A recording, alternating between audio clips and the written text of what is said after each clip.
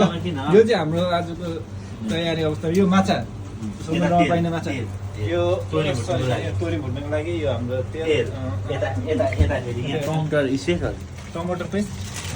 sorry अचार प्याजको यो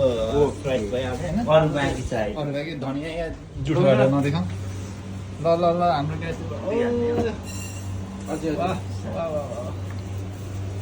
यसको थोरै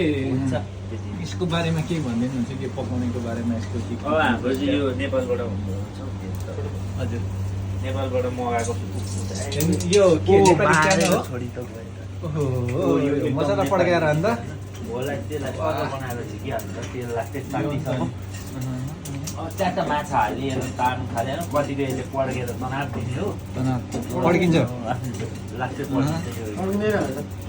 बम स्क्वाडलाई पनि बोलाउनु पर्ने हुन्छ कि होइन वाह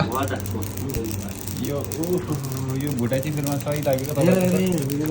ओके ल यहाँ ल त ओ डढिसक्यो उता ल थप्की अब सरी अब यहाँ हुन्छ स्टार्ट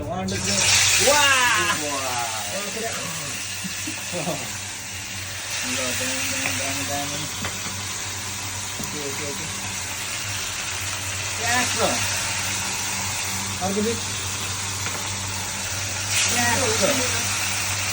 कति भएपछि होइन भिडियोको लागि भने क्या कतिहरू चिताउने भिडियोको लागि दिइहाल्यो नि फेरि पुरै रेसिपी बताउनु हुँदैन मेरो फेरि रेसिपी हुन्छ